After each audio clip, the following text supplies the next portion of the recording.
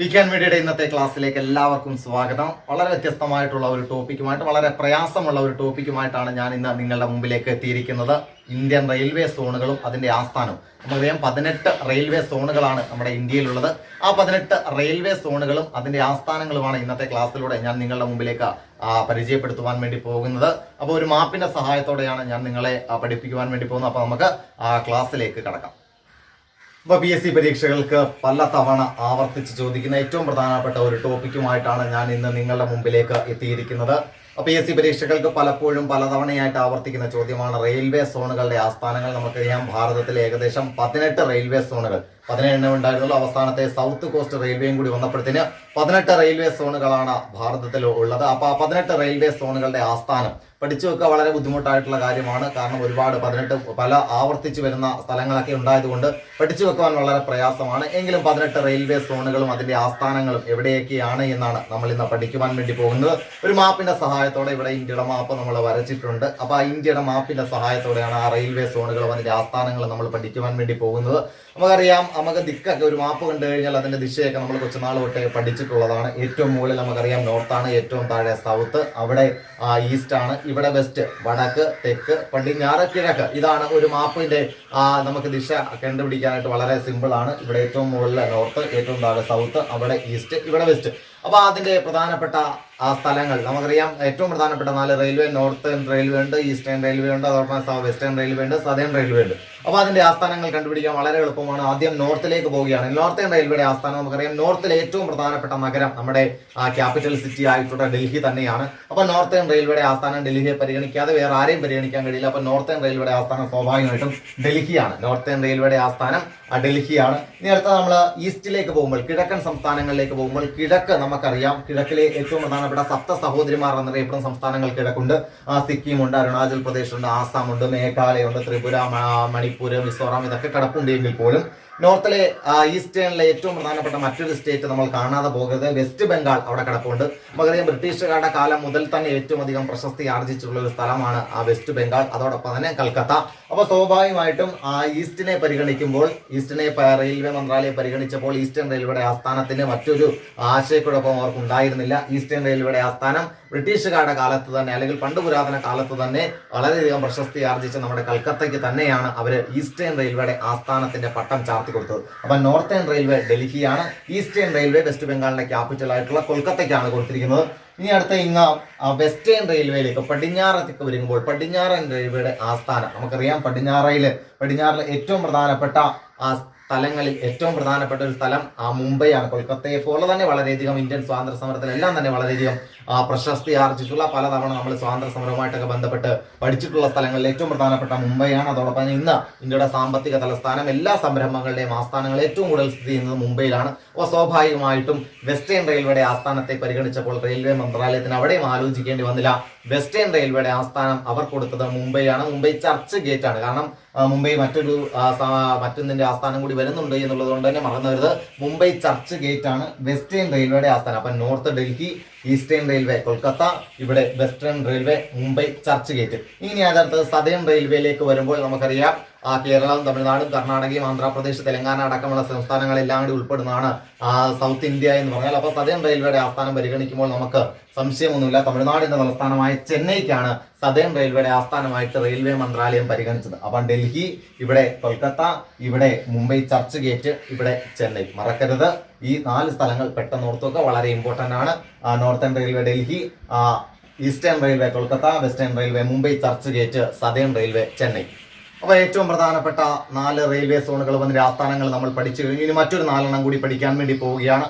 ആദ്യം ഇത് നോർത്ത് ആണെന്നറിയാം, ഇത് ഈസ്റ്റ് ആണെന്നറിയാം. അപ്പൊ സ്വാഭാവികമായിട്ടും നോർത്ത് ഈസ്റ്റേൺ റെയിൽവേയുടെ ആസ്ഥാനം ഇവിടം മുതൽ ഇവിടം വരെ സഞ്ചരിക്കുമ്പോൾ അതിന്റെ ഇടയ്ക്കുള്ള ഏറ്റവും പ്രധാനപ്പെട്ട ഒരു സ്ഥലമായിരിക്കാം നോർത്ത് ഈസ്റ്റേൺ റെയിൽവേയുടെ ആസ്ഥാനമായിട്ട് അവർ തെരഞ്ഞെടുത്തു. അപ്പം നോർത്ത് ഈസ്റ്റേൺ റെയിൽവേയുടെ ഇതിന് രണ്ടിനും ഇടയിലുള്ള ഏതെങ്കിലും ഒരു സ്ഥലം ഏതായിരുന്നു ആ സ്ഥലം? നോർത്ത് ഈസ്റ്റേൺ റെയിൽവേയുടെ ആസ്ഥാനം ഇതിലൂടെ കടന്നു പോകുമ്പോൾ നമുക്കറിയാം ഉത്തർപ്രദേശ് ഇതിനിടയ്ക്കാണ് വരുന്നത്. ഇവിടെയാണ് ഉത്തർപ്രദേശ് വരുന്നത്. അപ്പൊ സ്വാഭാവികമായിട്ടും ഇന്ത്യയിലെ ഏറ്റവും അധികം ജനസംഖ്യയുള്ള സംസ്ഥാനമാണ്, ഏറ്റവും പ്രധാനപ്പെട്ട ഒരു സംസ്ഥാനമാണ് ഉത്തർപ്രദേശ്. അപ്പൊ സ്വാഭാവികമായിട്ട് ഉത്തർപ്രദേശിന് എന്തെങ്കിലും ഒരു ആസ്ഥാനം കൊടുത്തില്ലെങ്കിൽ അവർക്ക് വിഷമാകുമല്ലോ എന്ന് കരുതിയിട്ട് ഖൊരഗ്പൂരിനെയാണ് നോർത്ത് ഈസ്റ്റേൺ റെയിൽവേയുടെ ആസ്ഥാനമായിട്ട് തെരഞ്ഞെടുത്തത്. അപ്പൊ നോർത്ത് ഈസ്റ്റേൺ റെയിൽവേയുടെ ആസ്ഥാനം അതിനിടയിൽ വരുന്ന ഖൊരഗ്പൂരിനെയാണ് തെരഞ്ഞെടുത്തത്. അടുത്ത സൗത്ത് ഈസ്റ്റേൺ റെയിൽവേയുടെ ആസ്ഥാനമാണ്. സൗത്ത് ഈസ്റ്റേൺ റെയിൽവേയുടെ ആസ്ഥാനം സൗത്ത് ഈസ്റ്റേൺ റെയിൽവേയുടെ ആസ്ഥാനമായിട്ട് അവർ പരിഗണിച്ചുകൊണ്ട് നോക്കിയപ്പോൾ കേരളം, തമിഴ്നാട് നോക്കി, അതോടൊപ്പം തന്നെ ആന്ധ്ര നോക്കി, പിന്നെ തെലങ്കാനയൊക്കെ നോക്കി, ഒഡീഷയൊക്കെ നോക്കിയപ്പോൾ അവർക്ക് വീണ്ടും സംതൃപ്തി ഒന്നും ഉണ്ടായില്ല. അതുകൊണ്ട് അവര് സൗത്ത് ഈസ്റ്റേൺ റെയിൽവേയുടെ ആസ്ഥാനം ആർക്ക് തന്നെ കൊടുക്കുകയാണ്, ഈസ്റ്റേൺ റെയിൽവേയുടെ ആസ്ഥാനമായ കൊൽക്കത്തയ്ക്ക് തന്നെ. അതിനൊക്കെ 2 പദവി ഇരിക്കട്ടെ എന്ന് കരുതിക്കൊണ്ട്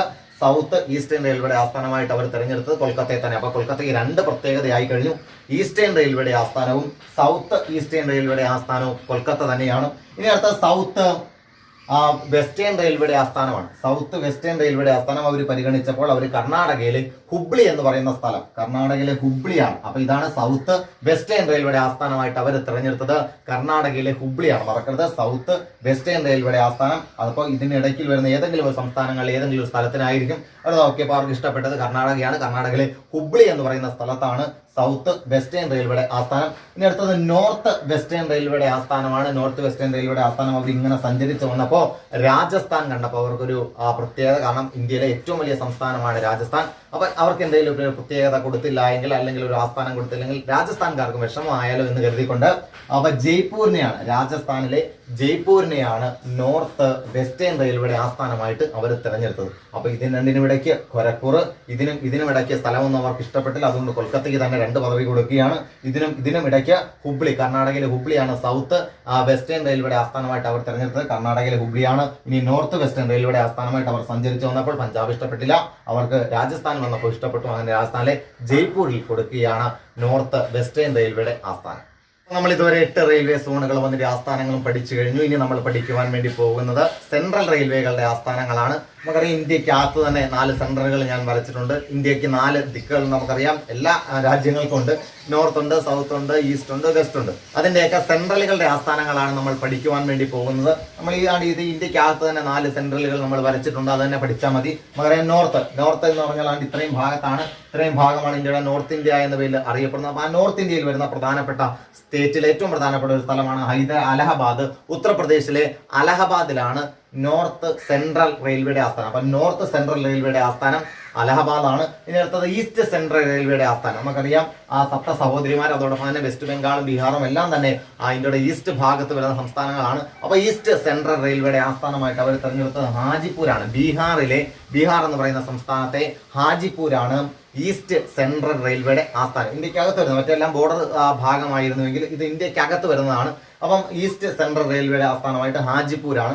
ഇനി അടുത്തത് സൗത്തേൺ സെൻട്രൽ റെയിൽവേയുടെ ആസ്ഥാനം. സദേൺ സെൻട്രൽ റെയിൽവേയുടെ ആസ്ഥാനമാണ് പറയാൻ പോകുന്നത്. നമുക്കറിയാം കേരളം, തമിഴ്നാട്, കർണാടക, ആന്ധ്രാപ്രദേശ്, തെലങ്കാന ഇത്രയും സ്റ്റേറ്റുകൾ ചേരുന്നതാണ് നമുക്കറിയാം സൗത്ത് ഇന്ത്യ എന്ന് പറഞ്ഞാൽ. അപ്പൊ സ്വാഭാവികമായിട്ടും സെക്കന്ദരാബാദ്, ഇപ്പോഴത്തെ തെലങ്കാനയിലാണ് സെക്കന്ദരാബാദ്. അപ്പൊ സദേൺ സെൻട്രൽ റെയിൽവേയുടെ ആസ്ഥാനമായിട്ട് നമ്മൾ തിരഞ്ഞെടുത്തത് സെക്കന്ദരാബാദിനെയാണ്. ഇനി അടുത്തത് വെസ്റ്റേൺ സെൻട്രൽ റെയിൽവേയുടെ ആസ്ഥാനം. വെസ്റ്റേൺ സെൻട്രൽ റെയിൽവേയുടെ ആസ്ഥാനം നമ്മൾ പഠിക്കുവാൻ വേണ്ടി പോകുന്നത് ജബൽപൂരാണ്. വെസ്റ്റേൺ സെൻട്രൽ റെയിൽവേയുടെ ആസ്ഥാനമായിട്ട് നമ്മൾ തിരഞ്ഞെടുത്തത് ജബൽപൂരാണ്. ജബൽപൂർ മധ്യപ്രദേശിലാണ്. അപ്പം അലഹബാദ്, ഹാജിപ്പൂര്, സെക്കന്ദരാബാദ്, ജബൽപൂർ ഇതെല്ലാം സെൻട്രൽ ആണ്, ഇന്ത്യക്കകത്ത് വരുന്നതാണ്. ഇന്ത്യക്കകത്ത് വരുന്ന പ്രധാനപ്പെട്ട 4 സ്ഥലങ്ങളാണ് ഈ പറയുന്നത്. 4 ദിക്കിലെ 4 സ്ഥലങ്ങൾ. അലഹബാദ് നോർത്ത് ഭാഗത്ത് വരും, ഇവിടെ ബീഹാറിലെ ഹാജിപ്പൂര ഈസ്റ്റ് വരും, സെക്കന്ദരാബാദ് തെലങ്കാനയിലെ സെക്കന്ദരാബാദ് സൗത്ത് വരും, അതോടൊപ്പം തന്നെ വെസ്റ്റേൺ ഭാഗത്ത് ജബൽപൂർ വരും. അപ്പൊ എല്ലാം സെൻട്രൽ ആയതുകൊണ്ട് ഇതിന്റെ കൂടെ നമ്മൾ എന്ത് എഴുതാൽ മതി, നോർത്ത് സെൻട്രൽ ചേർക്കുക, ഈസ്റ്റ് സെൻട്രൽ ചേർക്കുക, സൗത്ത് സെൻട്രൽ ചേർക്കുക, അതോടൊപ്പം തന്നെ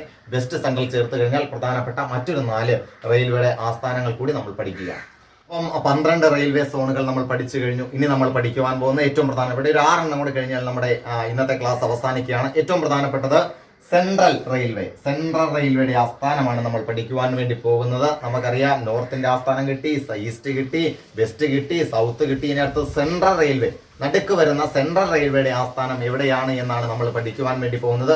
സെൻട്രൽ റെയിൽവേയുടെ ആസ്ഥാനം മറക്കരുത്, മുംബൈ CST ആണ്. മറക്കരുത്, സെൻട്രൽ റെയിൽവേ എല്ലാത്തിനെയും സെൻട്രൽ വരുന്ന സെൻട്രൽ റെയിൽവേയുടെ ആസ്ഥാനം മുംബൈ CST. കാരണം നമ്മൾ കൊൽക്കത്തയ്ക്ക് 2 എണ്ണം കൊടുത്തിരുന്നു. ഈസ്റ്റേൺ റെയിൽവേയുടെ ആസ്ഥാനവും സൗത്ത് ഈസ്റ്റ് റെയിൽവേയുടെ ആസ്ഥാനവും നമ്മൾ എന്താ കൊടുത്തത്, കൊൽക്കത്തയ്ക്കാണ്. അപ്പൊ കൊൽക്കത്തയെ പോലെ തന്നെ പ്രാധാന്യമുള്ള ഒരു സ്ഥലമാണ് മുംബൈ. അപ്പൊ മുംബൈക്ക് 2 എണ്ണം കൊടുത്തില്ലെങ്കിൽ അവർക്ക് വിഷമമാകും. അതുകൊണ്ട് നമ്മൾ കൊടുത്ത ഏറ്റവും പ്രധാനപ്പെട്ട 2 പൊസിഷൻ തന്നെയാണ് മുംബൈക്കാർക്ക് നമ്മൾ കൊടുത്തത്. ഒന്ന് വെസ്റ്റേൺ റെയിൽവേയുടെ ആസ്ഥാനവും അതോടൊപ്പം തന്നെ ഇന്ത്യയുടെ സെൻട്രൽ റെയിൽവേയുടെ ആസ്ഥാനവും നമ്മൾ മുംബൈയാണ് കൊടുത്തത്. വെസ്റ്റേൺ റെയിൽവേയുടെ ആസ്ഥാനം ചർച്ച് ഗേറ്റ് ആയിരുന്നെങ്കിൽ ഇതിന്റെ ആസ്ഥാനം സെൻട്രൽ റെയിൽവേയുടെ ആസ്ഥാനം മുംബൈ CST ആണ്. മറക്കരുത്. അപ്പൊ 2 ചുമതലയാണ് നമ്മൾ മുംബൈക്കാർക്ക് റെയിൽവേയുമായിട്ട് ബന്ധപ്പെട്ട് കൊടുത്തത്. അതോടൊപ്പം തന്നെ ഇനി അടുത്ത് നമ്മൾ പറയാൻ പോകുന്നത് നോർത്ത് ഈസ്റ്റ് ഫ്രോണ്ടിയർ റെയിൽവേ ആണ്. നോർത്ത് ഈസ്റ്റ് ഫ്രോണ്ടിയർ എന്ന് വെച്ചാൽ അതിർത്തി എന്നാണ്. അപ്പൊ നോർത്ത് ഈസ്റ്റ് അതിർത്തി റെയിൽവേയുടെ ആസ്ഥാനം നമുക്കറിയാം. ഇവിടെ സപ്ത സഹോദരിമാർ 7 പേര് കിടപ്പുണ്ട്. 7 സംസ്ഥാനങ്ങൾ, അവരെ ഒരാളെ പോലും നമ്മൾ പരിഗണിച്ചിട്ടില്ല.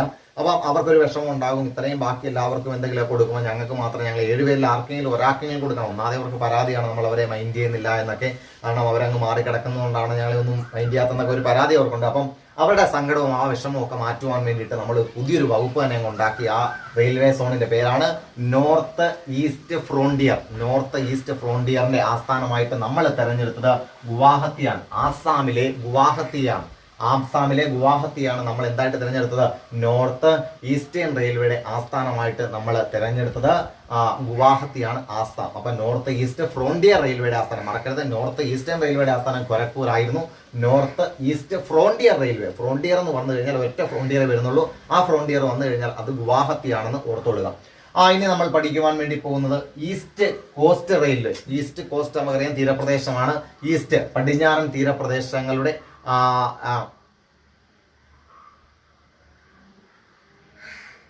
ഇനി നമ്മൾ പഠിക്കുവാൻ വേണ്ടി പോകുന്നത് ഈസ്റ്റ് കോസ്റ്റ് റെയിൽവേ. കിഴക്കൻ തീരപ്രദേശങ്ങളെ പ്രതിനിധീകരിച്ചുകൊണ്ട് ഈസ്റ്റ് കോസ്റ്റ് നമുക്കറിയാം. ഇവിടെ ഒന്നും നമ്മൾ വേറെ ആരെയും പരിഗണിച്ചില്ല. 2 എണ്ണം നമ്മൾ കൊൽക്കത്തയ്ക്കാണ് കൊടുത്തത്. അപ്പം ഈ ബോർഡറിൽ അവർക്ക് കൊടുത്തില്ല, വിഷമമാവല്ലോ. ഒഡീഷ കിടപ്പുണ്ട്, ആന്ധ്രാപ്രദേശ് കിടപ്പുണ്ട്. അതോടൊപ്പം തന്നെ തമിഴ്നാട്ടിലെ ചെന്നൈക്കാണ് പിന്നെ കൊടുത്തത്. ആന്ധ്രാപ്രദേശും ഒഡീഷയും എല്ലാം അവർക്ക് കിടപ്പുണ്ട്. അപ്പം ഏറ്റവും പ്രധാനപ്പെട്ട 2 സ്റ്റേറ്റുകളാണ്. അപ്പോൾ അവർക്ക് എന്തെങ്കിലും കൊടുക്കാൻ വേണ്ടിയിട്ട് നമ്മൾ പുതിയ 2 വകുപ്പുകൾ തന്നെ ഉണ്ടാക്കി. ഒന്ന് ഈസ്റ്റ് കോസ്റ്റ് റെയിൽവേ, കിഴക്കൻ തീരപ്രദേശങ്ങളുടെ റെയിൽവേയുടെ ആസ്ഥാനം ഒഡീഷയിലെ ഭുവനേശ്വരാണ്. East coast railway. ഇതാണ് ഈസ്റ്റ് കോസ്റ്റ് എന്ന് പറഞ്ഞാൽ തീരപ്രദേശം. സ്വാഭാവികമായിട്ട് കടൽ തീരമുള്ളതായിരിക്കും. അപ്പൊ അതിർത്തി വരുന്ന ഏതെങ്കിലും ഒരു സ്ഥലത്തിനായിരിക്കും കൊടുക്കുക. കടൽ തീരം അതിർത്തി വരുന്നതാണ് ഒഡീഷ. അപ്പൊ സ്വാഭാവികമായിട്ടും ഭുവനേശ്വറാണ് നമ്മൾ കൊടുത്തത്.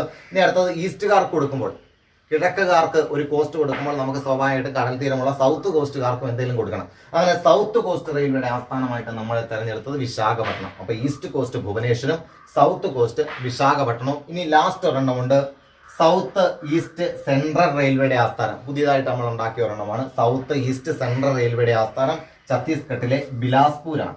ബിലാസ്പൂർ മറക്കരുത്.